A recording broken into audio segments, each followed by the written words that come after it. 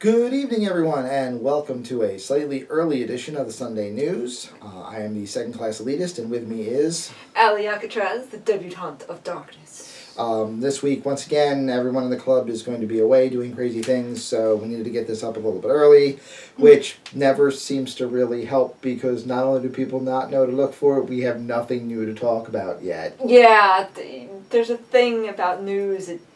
Aside from Wyrd's Monday previews, there's really nothing that comes out, like... Until Friday. Like, there's the right after we Monday film news, this. And then a gap, and then... Any rate, so, this being even earlier, because we have to leave by the time we normally film, yeah. But, I mean, one thing I can say is, one more time, happy Zomtober, because we're actually going to be at the end of the official Zomtober painting challenge. Calendar did not work well for Zomtober this year. It really didn't. I feel really weird. I feel like I need to paint more zombies after the official blog rolling is done, because there's 6 days left. Well, here's the thing. There's 6 days left, and week 1 was 1 day. Right. So, I mean, I understand them not wanting to change that it goes till Sunday, just because the calendar doesn't agree. I don't like change either, so I get that. I'm not entirely sure. I wouldn't have just chosen to end the last week on the 1st. Dia de los Muertos instead, on the 1st, and deal with that. So, but again, although it is still Zomtober, of course everybody who was doing anything special for it has already put it up. It's not really a whole lot of new news. No. Again, because of the weird calendar thing. I do have my brand new Zombie Hunting Club tags, which are, in fact, not at all wargaming related, but it was another Kickstarter I did, and they're cool and engraved, and in fact have this name on it, Elvia. So. And again, here we go. We only have 2 people, so let me get over to the camera to zoom in on that. Oh, okay. You don't have to show and tell that. Here you go.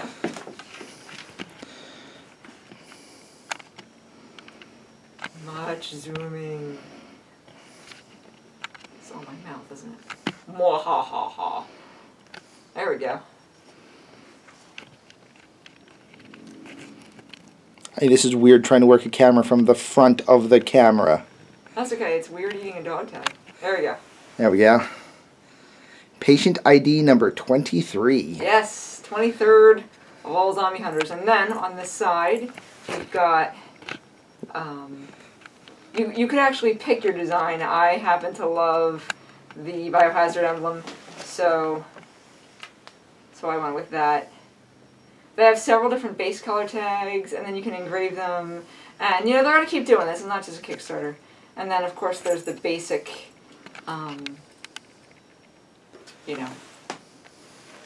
official Zombie Hunting Club member.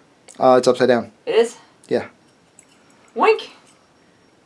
Is that better? And now it's backwards. And now it's backwards? Yep. There we go. I'll get this eventually. 3rd time. I can only go up to 4 tries before getting it right. 3rd time is the charm. Okay, so, that was just another little fun thing I did. I thought it would be another accessory I could wear, in some of my zombie outfits.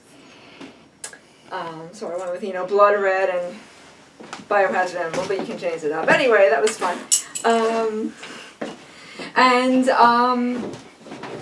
Hopefully, somewhere around the same time you're seeing this, you will see just a couple more Zomtober model updates. Should be a couple from a couple of us. Zomtober model updates. Also, next week we will have our big, Zombash, the Zompocalypse game, will be up. I am up for your viewing pleasure. Currently editing the 6 hours we played that game. And let me just say, for those of you who haven't played This Is Not a Test yet, first of all, shame on you. But leaving that part aside, this is actually not a slow play game. No. Well, it was just a huge game. It's just a big game. There's 4 faction players. Right. 4 full-sized factions. And then you. Me doing all the zombies. Fighting all 4 of our 4 full-sized factions. So it was effectively an 8-player game. Yeah.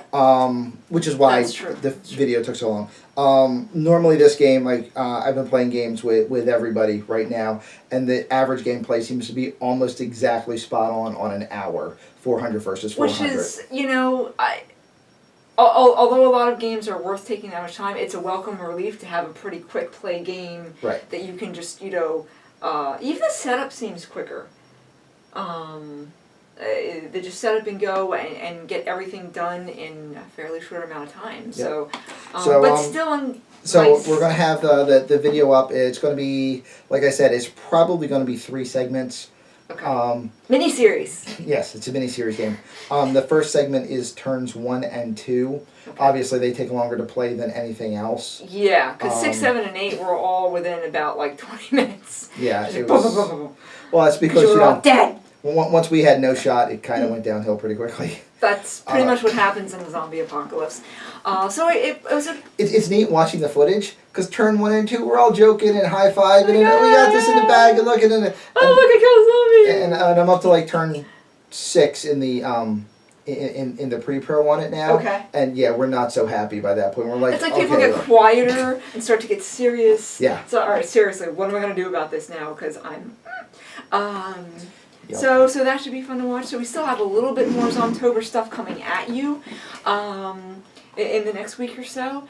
And then, of course, we will basically be more or less capping it off with the Hare Krishna Zombie Challenge that we will put up and give you an adequate amount of time to vote on. As well as the other models that we have in the challenge that we're not allowed to talk about. And I am so frustrated that I'm painting models and can't tell you the models I'm even painting because I want you to see these models. We're trying to come up with show and tell for you guys, and it was like, so what am I wearing this week? A bunch of stuff we're not allowed to show anybody.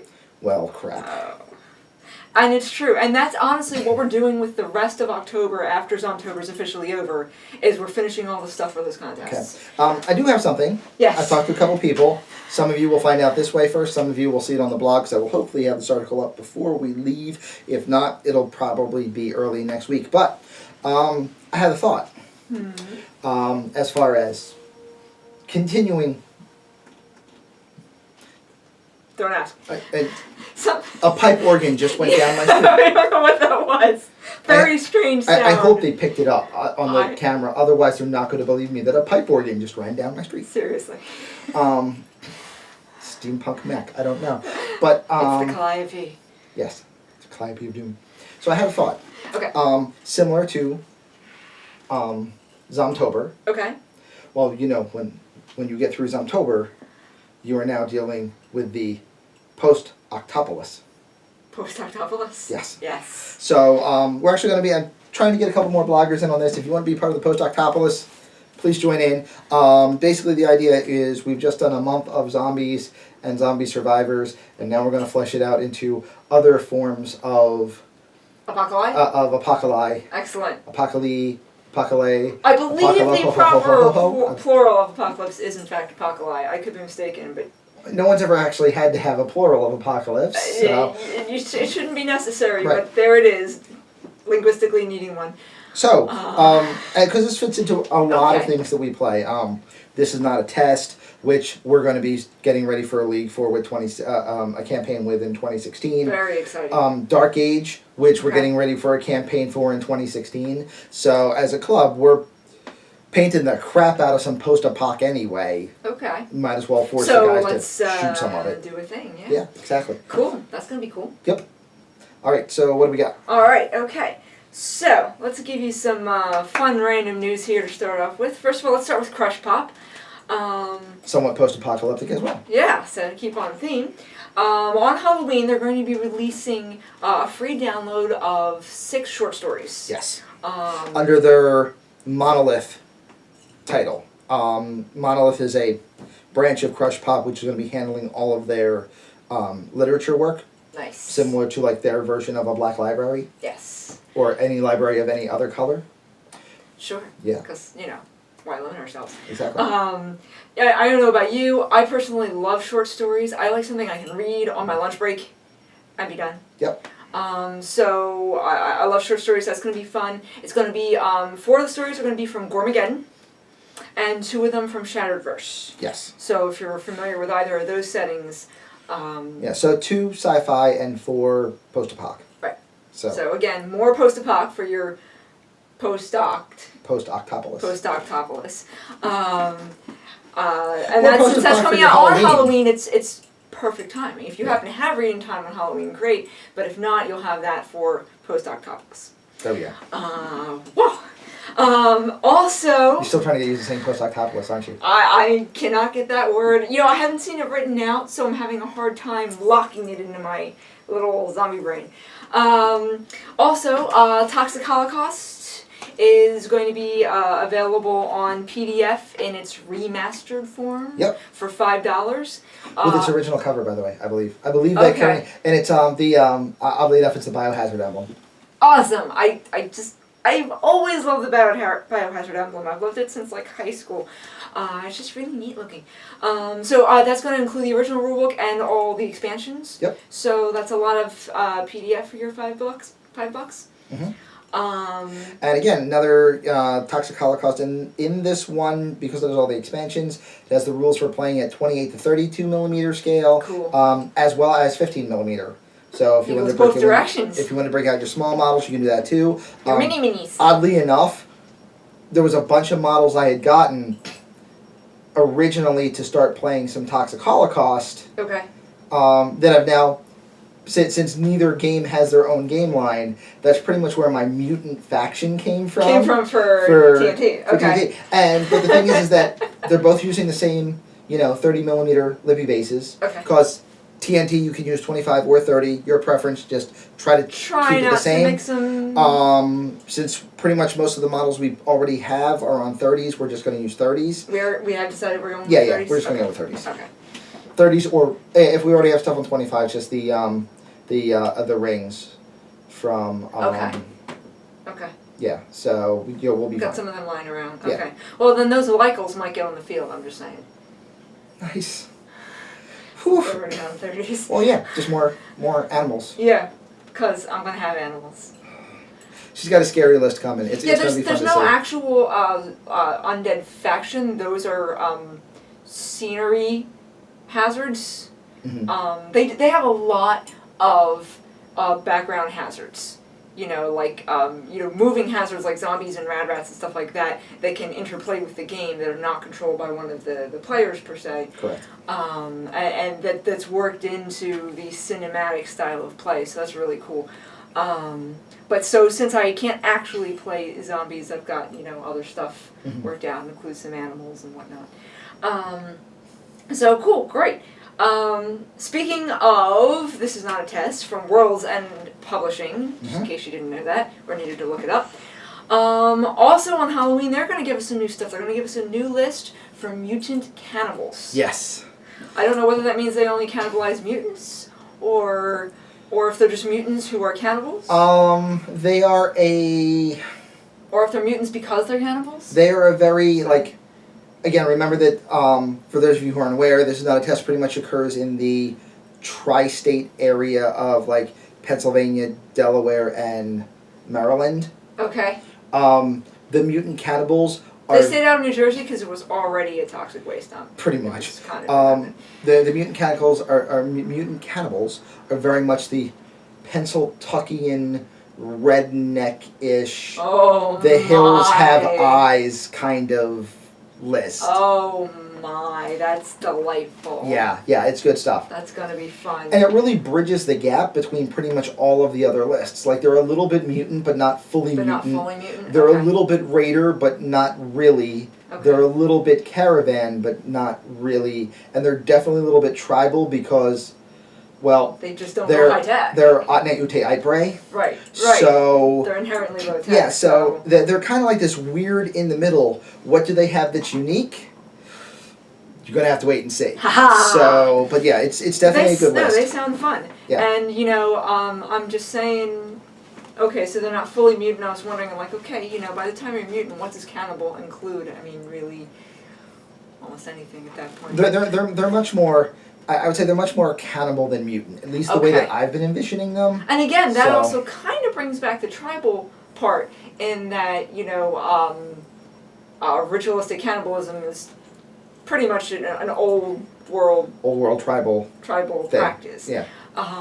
Nobody really. Although in this case, it's not ritualistic; it's just dietary. It's just dietary, which really actually never existed. But let's not get into my bachelor's degree in anthropology. That's fine.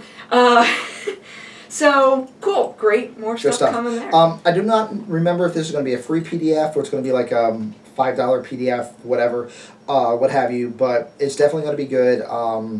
We'll probably talk about it. Expensive PDF. Yeah, we'll talk about it next week, which it'll be out for a day or two by then. But World's End Publishing.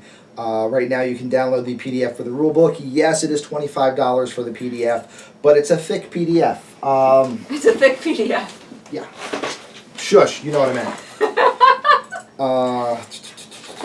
Were you to print out your copy of the PDF? Were you to print out your copy of the PDF, this would be your PDF, and it would be that thick. Yeah, there's a lot of stuff on it. 170 pages. Now, that doesn't mean that the rules are ridiculously complicated, right? These are relatively simple rules. There's a lot of art. There's a lot of basically the equivalent of the character cards all in there. A lot of description too. I mean, this is the introduction into their version of a world. So they needed to take a lot of fluff too. They needed to take a bunch of pages to explain how we got from A to B. Right. So that's the thing with post-apoc. You go post-apoc, you have to, if not explain how you got there, at least explain what your post-apoc world looks like. Yeah, what makes your post-apoc different. Exactly. Right. That's the nuance of the genre, is everyone's world is blown to ashes. Why did your world get blown to ashes, and what is it doing about it? That's what makes them different. That's what makes This Is Not a Test different from Toxic Holocaust, different from Devil's Run, and it's why I enjoy playing all three, because I actually go into all three of them, even though they're all post-apoc games. But they're still different. I go into all three with different mindsets. Yeah. If anybody happened to still have, their old Gorka Morka stuff, I would go into that with, again, a different mindset. Right. All of these are different. So the thing is, don't think of post-apoc as a narrow genre. It's just like saying sci-fi. Right. There's a lot of different directions. It's just basically like dark sci-fi in a way. I mean, there's still a lot of different directions you can go with that. You can't just assume that it's flat and whatnot. I mean, basically, post-apoc it's the intersection of the horror genre with the future noir genre. Right. It's the dystopic future gets smacked in the face by something terrifying, and you make a right turn into post-apoc. But again, it is a full genre on its own. It can be, zombie apocalypse. It can be nuclear. It can be alien invasion, post-apocalypse. Like you got lots of possibilities there. Disease outbreak of regular type. Anything that can cause civilization to crumble is really all we're talking about here. Which is why we can include Dark Age. There's a lot of people. There's a lot of stuff, but it's all after everything has just gone to pop. Yeah. So, lots of different options there. So, looks like a lot more post-apoc's going to be happening in the near future. And I love it. It's always been one of my favorite genres, just because it had so much potential. Yeah. And it's nice to see that potential is finally getting really explored, not only in gaming, by the way, but also in literature. Right. You're seeing a lot. And in a way, I think it's because as zombie-itis has set in, and people have realized that what they used to think was a very narrow descriptor can in fact include a whole genre. I think you're seeing more. I read last year a really good book called The Road. Again, not specifically made for wargaming, but since we're talking about post-apoc, where they don't even tell you what happened because you don't need to know. Yeah. You just know that there's almost nothing left, and that's the thing, is they can get descriptive, they can be vague, and all they really have to tell you is what is left of the world. Right. To set up a good setting. But it depends on what story you're trying to create, so a lot of good variety going on there. Alright, so out of the post-apoc for just a moment. Clear my brain. No, I'm sorry, I know, that's not as much fun. But it is MidKnight Heroes, which is cool. Very cool, very cool. So even though still sad that, again, the last Kickstarter didn't work, but we're going to try and get started without one and get, some attention, get some fun, get it out there. And apparently we're starting with Chibi. Yeah.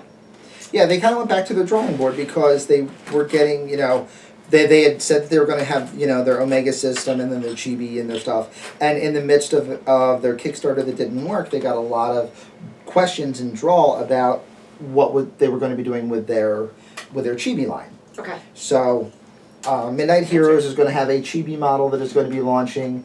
It is, if I look it up really quickly, the Chibi of Elvia, who's going to be one of their characters from Omega. If you remember Elvia and Beam, her weapon, yes.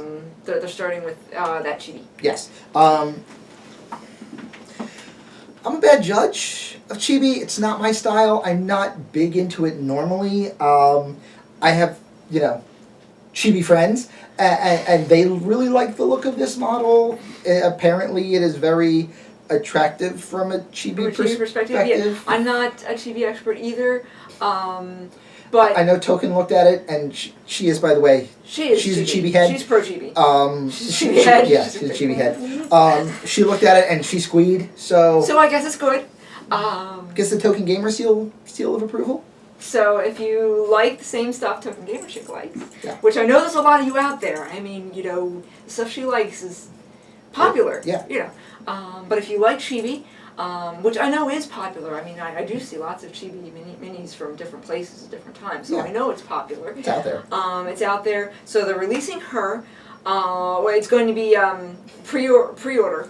Pre-order on their website. And it's actually a collector's edition. Yep. Version of the model. I don't know if that means they're going to make it like a regular edition later or what. I haven't gotten that far yet. But this is going to be collector's edition. I believe that this is a Chibi collector's edition of the Omega model. Okay. And as such, it's a crossover in that it will not normally be available for Super Chibi Crisis. It will have playable stats for Super Chibi Crisis. Yeah, they are. The model is going to come with stats. They are, as we said, having a Chibi game. It's Chibi Clash? Super Chibi. Super Chibi Clash. I'm sorry, I said Crisis. Super Chibi Clash. Super Chibi Clash. They're actually making a Chibi game. So if you like Chibi, your head's going to explode. More. Head exploding Chibi fun. So that's coming at you. See, I would expect that you would be into Chibi because they obviously have larger heads, so there's a possibility of more brain per body ratio. Ooh, that is appetizing. I often, it's really funny to say for any wargamer, I often have problems with things that don't look quite right. No, I understand. It's why I don't like 28mm super heroic figures. Right. Why we're a little more prone to liking realistic scale. With their hand. With their hand that's like this big. Their hand. It's as big as their torso. Their hand and their head. And, I mean, don't get me wrong. It's what I started with. It's what I grew up with. But, and a lot of them look really, really good. A lot of my favorite models have unrealistic body proportions, but because it can be done well. Drew and I get into this. But it can also be awkward. Drew and I get into this all the time. The proportion. Yeah. Yeah, really? Like, Chibi is just natural. like super, super heroic. Yes. Like. Maybe we'll just start calling it 28mm semi-Chibi. Yes. Yeah. It's like it only has the big head and not the big hands. Not the big hands. It's really just super heroic. Yeah. So, at any rate, Chibi fans, get ready for some fun. Okay. Wyrd. Wyrd did something a little different with their previews this week. They hurt my wallet.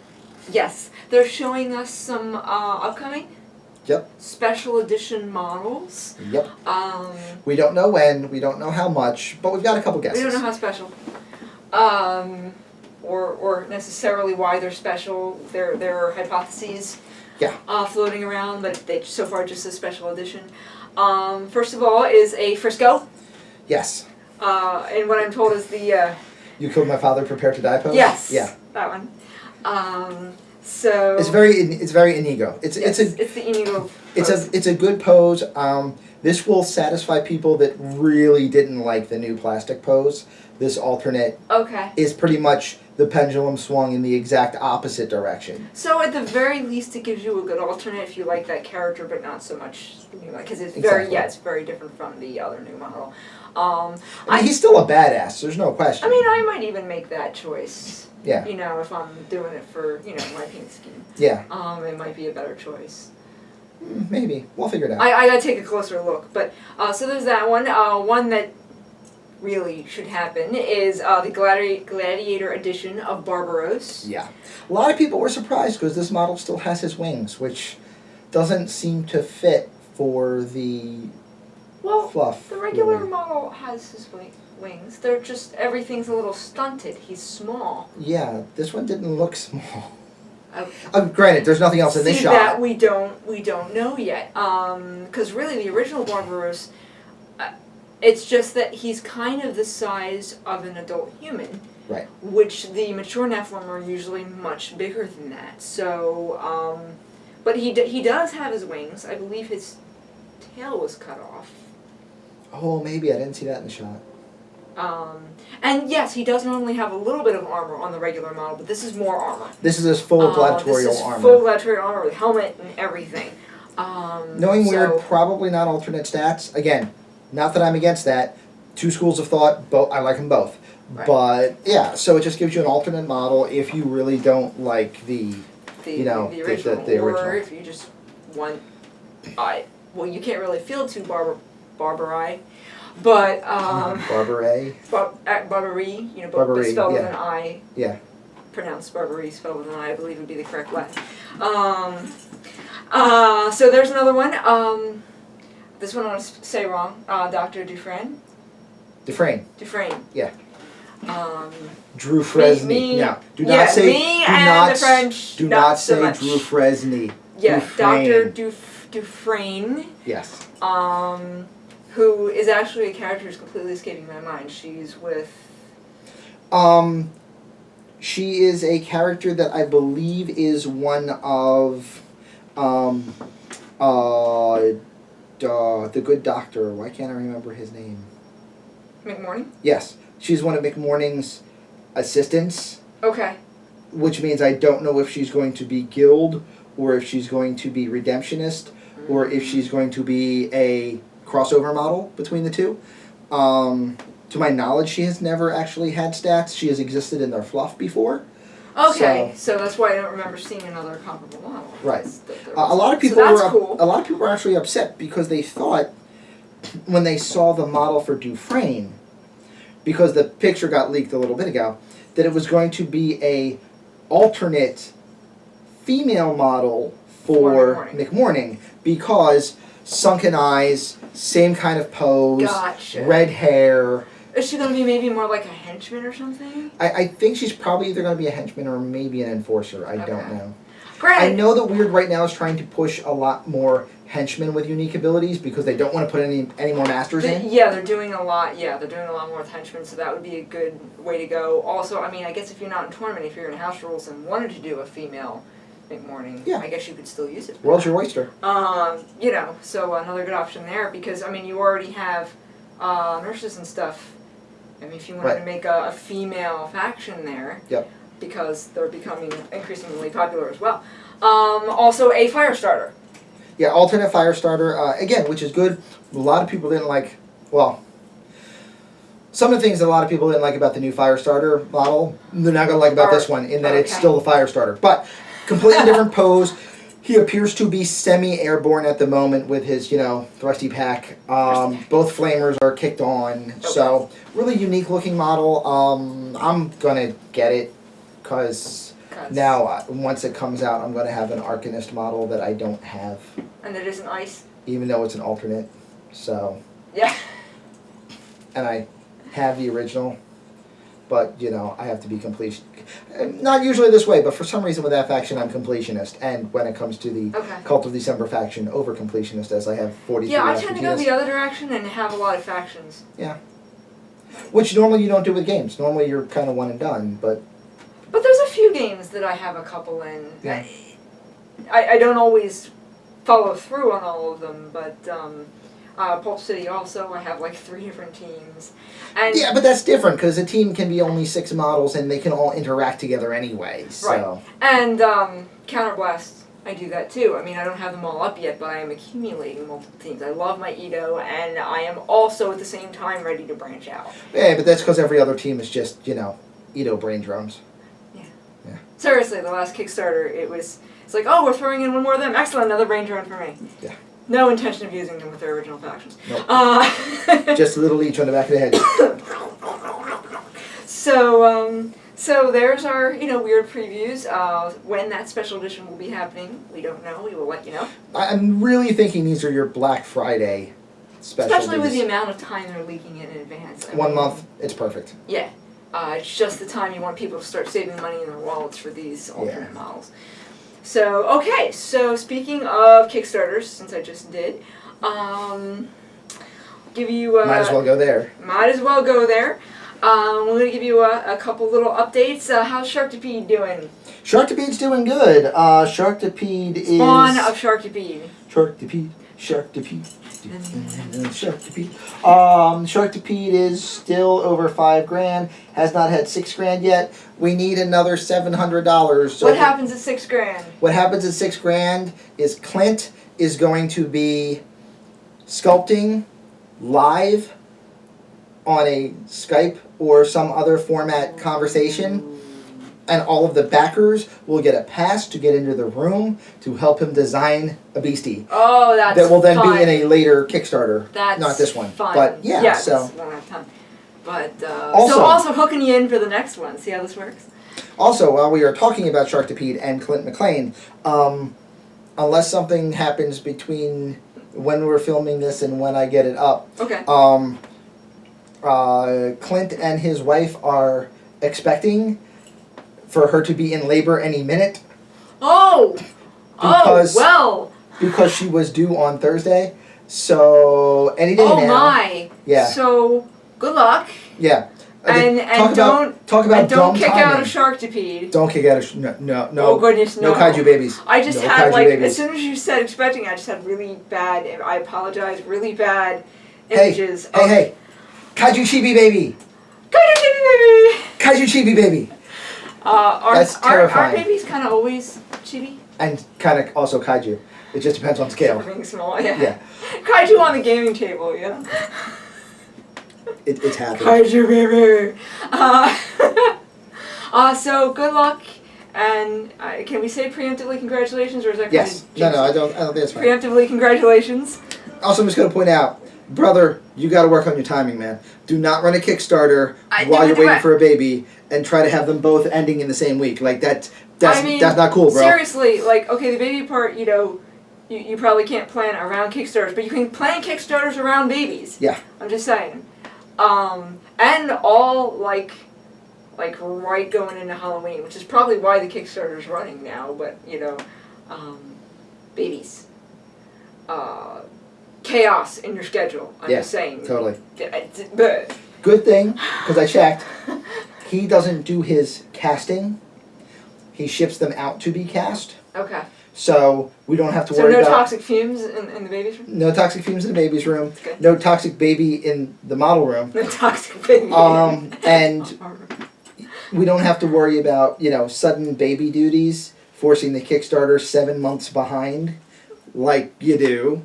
So... And that could so go 2 different directions. That's really hilarious. Yeah, so, congratulations, and hopefully we will get to give you more updates on that. I would love to. I expect by the time we're back next week, the situation will have resolved itself. So. Oh gosh, I hope so. Right? Oh man. So hopefully we'll have a little kaiju baby details for you next week, because that would be delightful news. Because we need more Clint McLean's. I know right now, every time we say kaiju baby, Clint is laughing because he watches the show. So kaiju baby. Kaiju baby. Okay, that's awesome. All right, so also cool things. Pulp City, moving right along with the. Michelle is not having a baby. We're okay. Only so many kaiju babies at once. Yeah. Hero baby, that would be. There we go. Cold War baby. Anyway, Cold War's moving along. Leon could stat that. I'm serious. Leon could stat, super baby. I think he'd be with the Russian faction. I'm just saying. I don't know why. I don't know. We'll try to figure that out. Try to figure out how that would work. But they have added a new add-on. This was a good one too. This is a great idea. I love this idea. The new add-on is the pack of Supreme Genesis models from the last Kickstarter. From the Supreme Edition Kickstarter. Which, if you got the Collector's Edition last time, these are the only 5 models you don't have. And I don't remember all of them, but they're good. Yeah. They're new models, so they had, you know, the most up-to-date sculpting and whatnot, and they were great designs, and they were good. I know there's at least 1 or 2 of them that I was interested in that I was disappointed weren't included in the collector's pledge. Well, I have to get a Dr. Warlock just so I can make Drew sign it. Yeah. Yeah, so. Okay. So there you go. So, another great option for you if you're a collector's pledge or just, you know, really liked any of those, good add-on that you can stick in there. And that's an add-on to already assuming that you have at least one of the Cold War factions. Yes. It is not a pledge by itself, it is an add-on. So, but then again, if you're doing for the real collector's thing, you're in for both of them anyway, right. So, yeah. So that's probably not going to be a big obstacle for most people, or you go in with a couple people that, you know, are doing the thing. Okay, so that's great. We also have a few more Kickstarters for you that are running right now. Oddly, all Mountain of Metal approved, so all terrain, and all 15mm. Yeah, I don't know how that happened. It's the season of 15mm terrain right now. We did already tell you, warn you in advance last week about pre-painted 15mm historical. Yep, from Front Arc. From Front Arc. The MDF. That is actually up. It is pre-painted MDF. Again, you've got your road set, your bridges set, your church. There's a 3-level watchtower. This is a big, tall watchtower. So, and that's on top of all the building sets and whatnot. Right. And now, the one downside to this is that with the exception of the add-on only pledge, your base pledge is $95. Right. Now, before anybody balks, you're getting your money's worth for the $95. These are good sets. 5, depending on what set, 3 to 5 large buildings, and by large I mean they're all 3 stories. Yeah. So you're getting your money's Serious worth in buildings. Florage. Yeah. Yeah. And again, nice, durable, lightweight MDF and pre-painted for you. Yep. So you gotta factor that into what you're thinking, how much it costs. And really nice looking. You know, not for nothing, really nice looking stuff. So, I mean, how big a table do you usually run 15mm on? It depends on the game. Usually anywhere 3x3, 4x4. Right. Not often you get much larger than 4x6. So even still, if you've got a decent set of roads, or you can get theirs, right. One of these pledges does at least half of your play area. At least half a table. Yeah. Which, I mean, we routinely talk about pledge levels that are about $200 that create an entire table. So you're about there. We're on scale. And again, really, really nice stuff. So, so that's out there. They still have 17 days left. They're about a fifth of the way into their $16,000 goal. Yeah. Yeah, they only have about 2.5 weeks, but they did a lot of prep work ahead of time. People knew this was coming. I'm kind of surprised they don't have more pledges in at the door than they do. But, again, we'll see how that turns around. They've got time and try and drum that up. In a similar vein, we have one whose title is simply 15mm The Town. Yes. This is by Miniature Building Authority. Yes. NBA does great work, by the way. Yeah. These are not MDF. They're a resin formed building. Yeah. But really good stuff. One of the things I like about it is that it's one of the few companies that has buildings that are available in both a solid and destroyed form as a single model, because you literally take the top half off. Yeah, and instead of just making so they make the roofs removable so you can put models inside them, but instead of just making the roof itself removable, they cut into the building irregularly. Jagged, damaged kind of stuff. But like along the bricks, so that if you have it together, it's almost seamless. Yep. But then when you take the roof off, not only is it an open building, but also could be left open as the ruins version. And it's all the same building. So you have both in one, because you're usually not playing with intact and ruined at the same time, but you kind of want both sets. Right. So now you have both sets without actually taking up more room. Yeah. It's great. I really like it. So it's a really, really clever design. They're already at twice their goal. Yep. They've got about 10 days left by the time you see this. And there's lots of different sets. I mean, they're all historical, but they've got kind of like some countryside buildings. They have Middle East. They have like Civil War. They have Normandy, Northern Europe style. And they have stuff from the Middle Ages, which of course could also be used in an older town. Yeah. So, especially if you're playing like a World War II setting or anything between medieval and World War II. Or anything in a coastal area. Yeah. No lie, we're on the eastern seaboard of the U.S., all up and down, every town says, welcome to historic such and such. Yeah. And there's buildings that old, you know, in these towns. So really, almost any setting is good for a lot of those. And a lot of those buildings would fit that description, with the possible exception of the Middle East ones, which are just an awesome set to exist and definitely have their uses. Now, the one downside I'm going to give on this one is you're going to get what you pay for, but you're going to pay for what you get. These buildings work out, you know, the pledges you're looking at anywhere from $85 up to like $1,000. Yeah. But your pledges, you're looking at roughly $30 to $40 a building. Now. But remember, that's two buildings, more or less. Well, yeah, because you got both halves of it, full and broken. And the paintwork is really, really nice. This is some artisan work. So it's not for a cheap, quick table. Right. But if you want some quality stuff on your table and you don't want to paint it, you're going to pay somebody else to paint it anyway. Yeah. And that's about where these are priced. Yeah. Yeah, these are not your cheap starter tables. No. These are, you know, you're ready to step it up a little bit. But they do. Yeah, so they're it's good. all a matter of whether that's what you need right now. So that's good too. So still 15mm, but going a little bit different with our period and whatnot. We have 15mm Ancient and Roman Cities and Forts. Yes. Ancient, I believe actually ampersand, Roman cities and forts. If you're trying to look for it, type it up. Right. Type it in.